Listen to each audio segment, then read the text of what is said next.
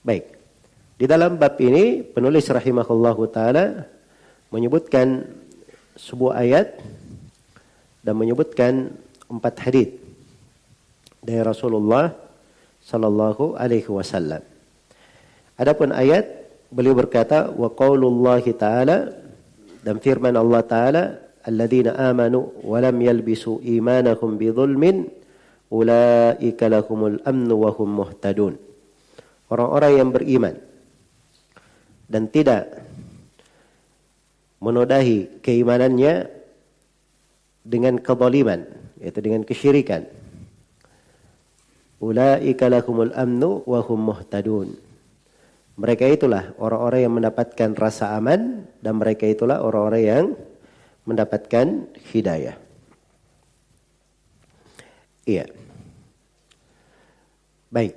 Jadi di sini dikatakan alladzina amanu, orang-orang yang beriman.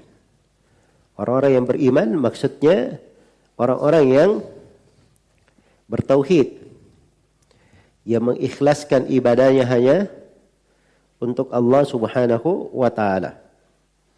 Iya. Walam yalbisu imanahum bidzulmin.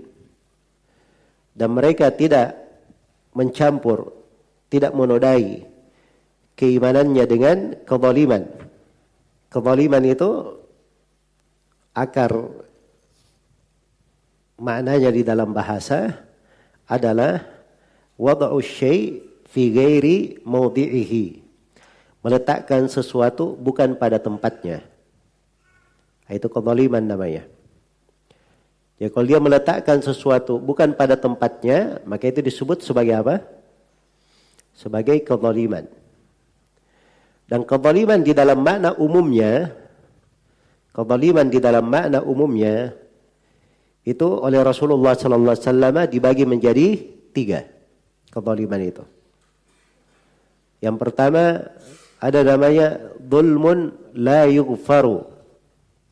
Kezaliman yang tidak diampuni. Dan yang kedua ada namanya dzulmun yughfaru. Kezaliman yang diampuni.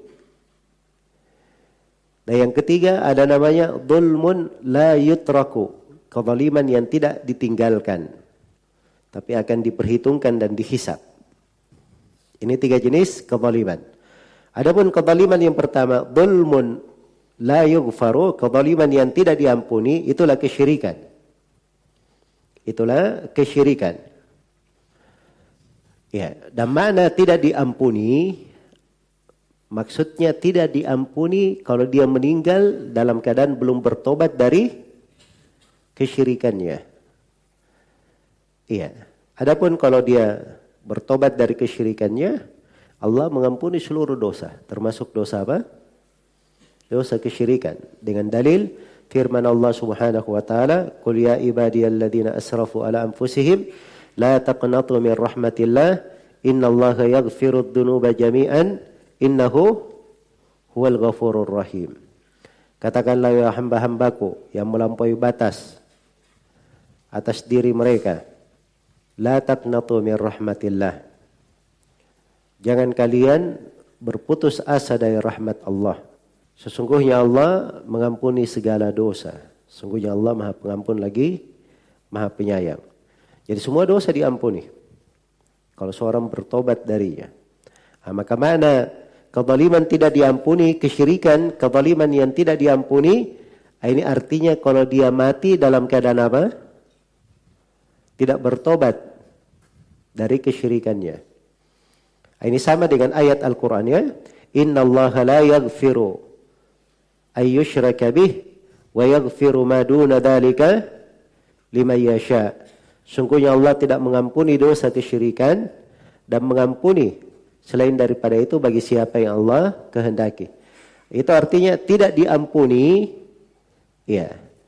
Dan diampuni bagi siapa yang dikehendaki, itu artinya terkait dengan orang yang meninggal dan dia belum bertobat dari dosanya. Jadi kalau pelaku kesyirikan meninggal belum bertobat dari syiriknya, syiriknya tidak diampuni.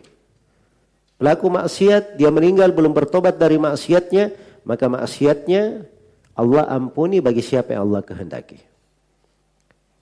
Kalau Allah berkehendak dia disiksa sesuai dengan kadar dosanya. Kalau Allah berkehendak dia diampuni.